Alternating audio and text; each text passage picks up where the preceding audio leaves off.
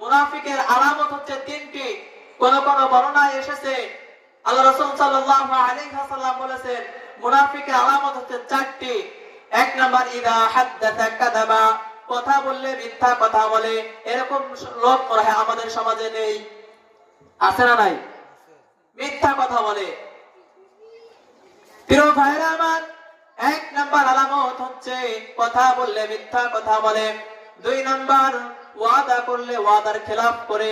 ওয়াদা খেলাফ করা এরকম লোক বুঝে আমাদের সমাজে নাই। এই যে নির্বাচন আসতেছে সামনে, নির্বাচনকে কেন্দ্র করে আহা কত ধরনের কত ওয়াদা করে এইটা করব সেইটা করব, অথচ নির্বাচনের পর যখন সে ক্ষমতার চেয়ারে যায় তখন তার পিছনে দৌড়াইতে দৌড়াইতে জুতার তলা ক্ষয় হয়ে যায়, হারিকেন জ্বালিয়েও তাকে খুঁজে পাওয়া যায় না। কথা বলেন ঠিক কিনা?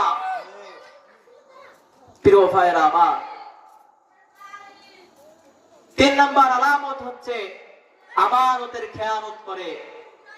চার নাম্বার হচ্ছে যখন কারো সঙ্গে যখন ঝগড়া ফেসাদ হয়, ঝগড়া বিবাদ যখন কারো সঙ্গে লাগে তখন কি করে?